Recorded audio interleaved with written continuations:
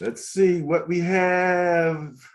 Baltimore with -5 net points. I didn't get the net points up there, but general manager Eric DeCosta, head coach John Harbaugh, offensive coordinator Greg Roman, defensive coordinator Mike McDonald, special teams coach or coordinator Chris Horton, quarterback Lamar Jackson, who has not also shown up, right? No, I don't think he's going to show up for OTAs. But, he's got a contract. They'll get in there. They'll get him in there. They want to work on that contract. I got a feeling he's going to bet on himself and play through this season with what he's got and see what happens. But, we'll find out. Eric DeCosta has always been with the Ravens organization. The Ravens are kind of similar to the Steelers in they like to keep guys in-house. They like to hire from within and hold on to their executives. He's been with the Ravens organization his entire pro career. He worked his way up from the scouting department to the player personnel director and to the assistant GM, and then took over in 2019 as the executive vice president and general manager. Okay, so DeCosta's been there. He's their guy. Head coach John Harbaugh went from a special teams coach and a DB coach with the Eagles, and then was hired as head coach of the Ravens. Again, here's a guy who I remember people saying this guy didn't earn his way. How you go from a position coach to a head coach? Well, John Harbaugh did it, and he has done really, really well. Offensive coordinator is Greg Roman. He was an offensive assistant with the Texans and the Ravens before spending a year as an offensive coordinator at a high school and a position coach at Stanford University. So here's a guy who was already in the NFL, left the NFL, worked as a high school coach, and worked at Stanford University before coming back into the NFL as an offensive coordinator for the 49ers. Wow. And worked there from between 2011 to 2014. Yeah, isn't that crazy? He proved himself. Then he tested the waters. I don't know. It sounds to me like maybe he thought college would be his thing. And if he went back, he could secure a head coaching job at a major college. But maybe he gave up on that. Or maybe the 49ers dangled enough money in front of him to bring him back into the NFL. He was also an offensive coordinator with Buffalo Bills for the 2015 and 2016 seasons. And then he joined the Ravens again in 2017. And he's been an offensive assistant there and a position coach. And he became the offensive coordinator in 2019. The defensive coordinator is Mike McDonald. He spent his entire professional coaching career with the Ravens, 2014 to 2020. He was an intern, a defensive assistant, a DB coach, a linebacker coach, and he is now the defensive coordinator. So, like I said, the Ravens like to work in-house, keep their homegrown guys there. Kind of like the Steelers, eh? Kind of like the Steelers, yes, sir. All right. So, Lamar's still there. But now he has some additions and subtractions. Oh, yeah. I didn't mark those down. I lost those on those last two teams. Well, that's okay. I got them. No, I don't. Don't make me look for them. You tell me. His big additions is Marcus Williams, safety, Michael Pierce, defensive tackle, and Morgan Moses, offensive tackle. Okay. Those guys were those guys first rounders?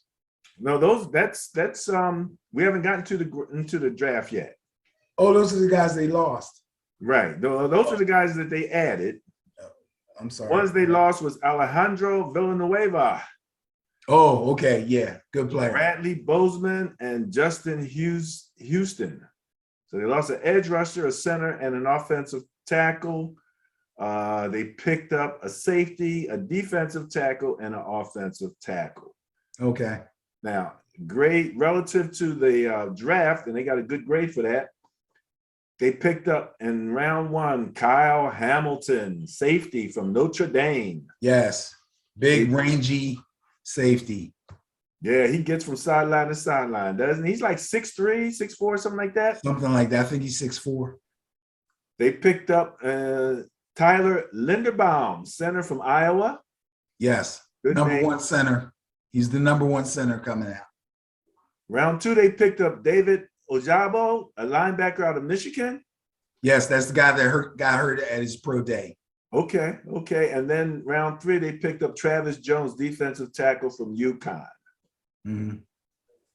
So that rounds out the Ravens, who got a really good grade on their draft. All right, where are we at? The Minnesota Vikings. You know something, Benny? Of course it will be the Vikings. I don't even have their net points listed. Oh, but I that's believe okay. it's like -5 or something like that. But long story short, they are on the negative side of it. And I'll try to pull that up real quick. GM Kwesi Adolfo Mensah, head coach Kevin O'Donnell, offense coordinator Wes Phillips, defense coordinator Ed Donatel, special teams Matt Daniels, quarterback Kirk Cousins. Okay. Well, everybody knows Kirk Cousins. So it's not a whole lot to say there. He's their quarterback for now and the future. They're probably going to keep Kirk Cousins around till the wheels fall off. So there's no need in talking about him. But let's go to the GM. The GM is Kwesi Odofu Mensah. He was the manager and then the director of football research and development for the 49ers. Again, there's a lot of teams you hear mentioned quite a bit. Patriots, 49ers, organizations that are well respected by the other organizations in the league. That's where you go to find good front office people, evidently. He worked with the Niners from 2013 to 2019, and he worked 1 season as vice president of football operations for the Cleveland Browns before coming over to the Vikings as their GM just this season or this year. The head coach is Kevin O'Connell. Kevin O'Connell was a quarterback coach for the first 4 years of his coaching career with the Browns, or his professional coaching career, let me put it that way, with the Browns, 49ers, and with Washington. He served as the offensive coordinator for Washington in 2019 and the Rams for the last 2 seasons before joining the Vikings this year. So they went after a guy who's worked with the Rams offense as their head coach. Not a bad move. The offensive coordinator is Wes Phillips. We got more bloodlines. Wes Phillips is the son of Wade Phillips, longtime defensive coordinator for Cowboys and a bunch of other teams. Wow. And the grandson of Bum Phillips, of the old Houston Oilers back in the day, yes. Wes Phillips has been an offensive assistant and position coach for the first 15 years of his coaching career. Most of that was spent with the Cowboys. He did work for Washington, and lately he worked with the Rams. He was hired this year by the Vikings. So again, the head coach comes straight over from the Rams, brings the offensive coordinator with him from the Rams. The defensive coordinator is Ed Donatel. He spent the first 10 years of his NFL coaching career as DB coach for the Jets and the Broncos. He served as the defensive coordinator for the Packers and for the Falcons and Washington and the Broncos. So this guy has been a DC before many times with a lot of different organizations. This year, he was hired as the Vikings. Now that can be looked at as a good thing or a bad thing. Number one, yes, he's very experienced. Number two, he never seems to stay in one place. I have to wonder about Mr. Ed Donatel. We will see how the Vikings defense looks going into the next year. I don't know if I mentioned the Browns. I'm sorry, the Ravens were -5 net points. And the Vikings were -1. Oh, okay. So there you go with that. And next, moving on. Did you have something you wanted to say about Kirk Cousins? No, not really. I mean, Kirk Cousins is who he is. We should He's all their know that guy. by now. Yeah, he's their guy. They're not going to change it. Giving them big guaranteed contracts. That's old news, bro. All right. Biggest losses, biggest additions, and drafts. Yeah, what do you got there? I didn't get theirs. Biggest losses: Xavier Woods, safety. Yes. Tyler Conklin, tight end. Michael Pierce, defensive tackle. And they gave up some draft picks. Their biggest additions or signings: Zadarius Smith, linebacker. Harrison Phillips, defensive line, and Jordan Hicks, linebacker. Okay, those are all good additions. So they did okay in terms of their free agent moves. In terms of the draft, the first pick that they had was number 32, which they got through the Rams via Detroit. Lewis Seen, safety from Georgia. I think that's a good pick. Nice player. Excellent pick. Okay, round 2, they got Andrew Booth Jr., a cornerback from Clemson. And they got Ed Ingram, a guard from LSU. And then in round 3, they picked up Brian Asamoah, linebacker from Oklahoma. Yeah, I think Ingram would do well on the offensive line for them. All right. So that wraps up the Vikings, which brings us to our final team of the evening. Okay, Benny, so we're going to finish up this listing here with the first team that is coming in with positive net points, and that would be one Denver Broncos. So that means they finished, 17th in our total ranking of net points. Their GM is Nathaniel Hackett, head coach Nathaniel Hackett. Yeah, their GM is George Patton. Okay, thank you so much. I George think that was Patton, another general addition. manager. Yes. Offensive coordinator Justin Alton. Yeah. Defensive coordinator Hero Evero. Ejiro Evero. Yes. All right. Special teams Dwayne Stoops, and quarterback one Russell Dangerous Wilson. Yes. And I can't think of another brain trust out there that wouldn't want to add Russell Wilson to their way of thinking as far as their team goes, especially their offense.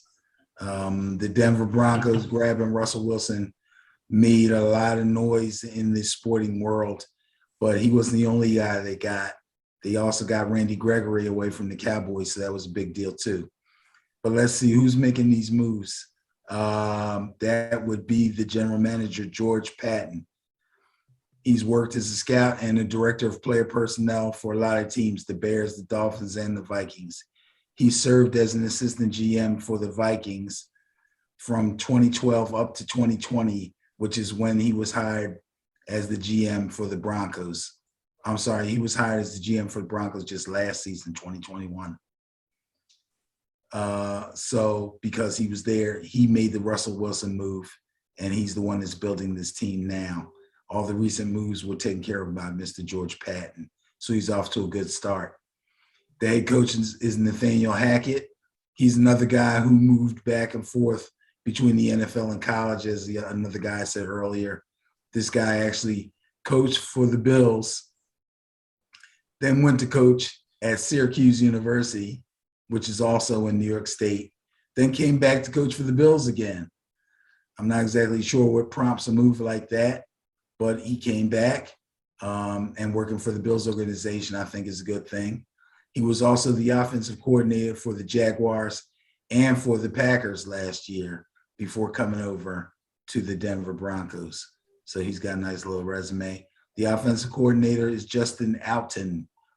He'd been an intern and an assistant with the Falcons and a tight end coach with the Packers just last year.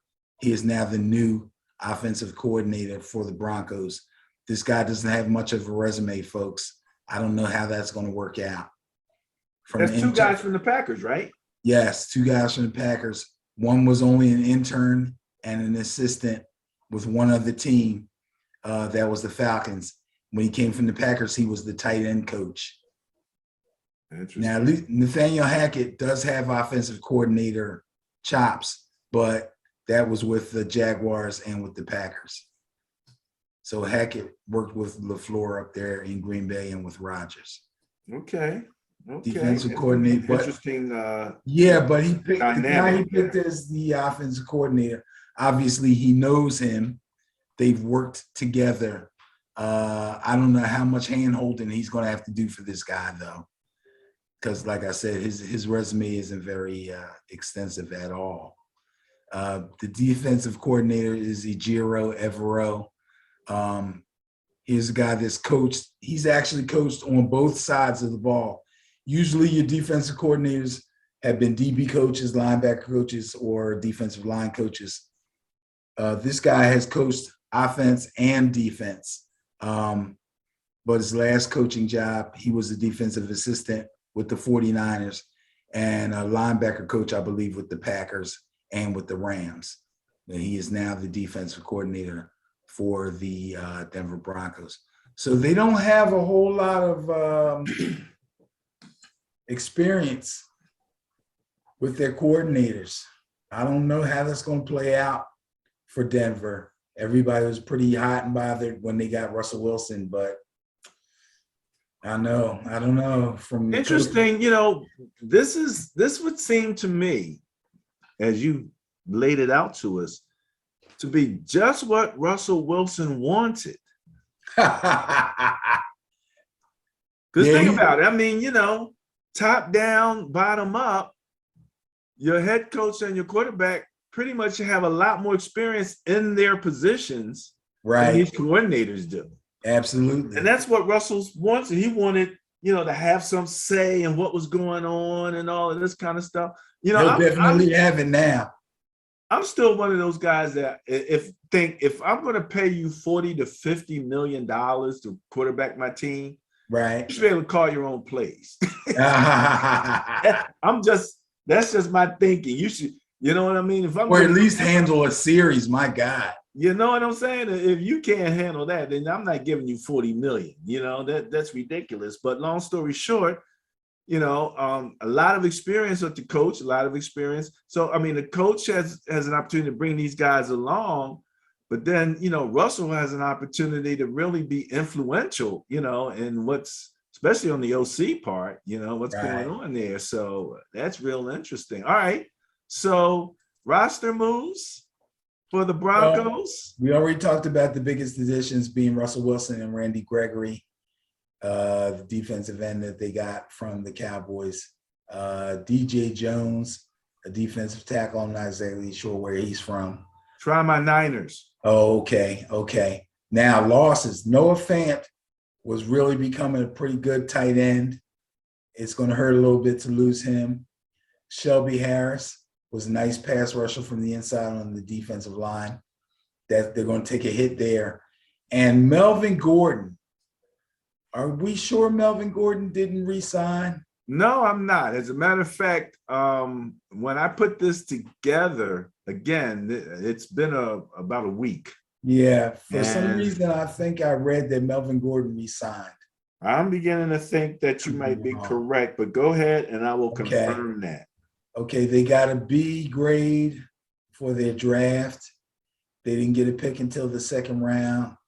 They got Nick Bonito, who's a really nice linebacker out of Oklahoma, rangy guy. Plays the run pretty well, I believe, if I remember him correctly. So that's a good pick for them. And Greg Dulcich, a tight end out of UCLA, good size, but as another friend of the show, my brother Donald says, never take a receiver or a tight end out of the Pac-12. But that remains to be seen. So that's pretty much it for Denver.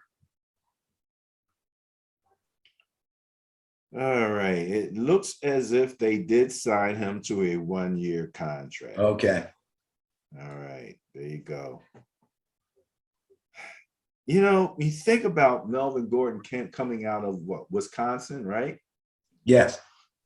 With our boy Corey coming in Yes. as a young freshman, and they had was White still there then? Because they had 3 running backs at Oh, Wisconsin who all hit 1,000 yards that season in Corey's freshman season. Everybody, including Corey, had 1,000 yards. I know White went to Wisconsin. I'm not sure if he was one of those 3, but Melvin I tell Gordon you, was they turn them definitely. out so fast, man. Tell They me had about they it. had a string of good running backs, one right after the other. Exactly. And he signed a 1-year, $2.5 million contract, Okay. $100,000 signing bonus. So I'm gonna Okay. tell you, man, the lifespan and the contract scenario for running backs is rough. Yeah, he's basically, but here's the crazy thing though. He had a really good season last season. You He would know, played really right? well. Yeah, he played really well. So it's Did one he of those stay things, healthy? That's always the question with him. Did he stay right? healthy? And he did stay relatively healthy. I don't Okay. think he missed more than 2 games, if that, which was good for him, but he does have a history. So I think they're like, we probably should let him go, but we don't want to let him go. We might be able to squeeze a few more good games out of him. And he's a veteran. He's been in the locker room. He's Yeah, a yeah, culture guy. yeah. It's I mean, tough, man. he has running back chops. I just don't know if he has the muscle, the twitch speed, and the speed and the quickness that he has. It's one thing to be, in your mind faking the guy out. And it's another thing when he's looking at you like you moving kind of slow. He played pretty well. All I right. mean, Well, looking forward. I'm sure that'll be a big help to Dangerous, you know. So it looks like they're in pretty good shape, and the questions with their coordinators, but player wise, they Randy Gregory's going to bring a little smoke, right? oh yeah, definitely. So Nick Bonito from Oklahoma, linebacker, and Greg Dulcich, tight end from UCLA in the 3rd round. So, all right, that's pretty good. That's pretty good. All right, Benny, what can I tell you? We are through the bottom 16 teams, finishing up with the Denver Broncos. So the one thing here that we can say, Dangerous came in. The Broncos were what, plus 13 net points? Yes. Well, there's your starting line. What you gonna do from there? Not a bad Broncos starting wind line up for plus him. 175 net points next year. We'd be like, oh, shucks, Dangerous came in and did the thing. We shall see. We shall see. That's the most objective way to look at it. That's what do we say? No conjecture. Oh, No opinion, no conjecture. Not with the net point rankings. Straight net point numbers every year. That's what we're looking at. So, all right, Benny. Before we go, and this is just for me, I'm gonna take a moment, 5 seconds for those babies. Silence. Ben and Barry on football. Just a moment.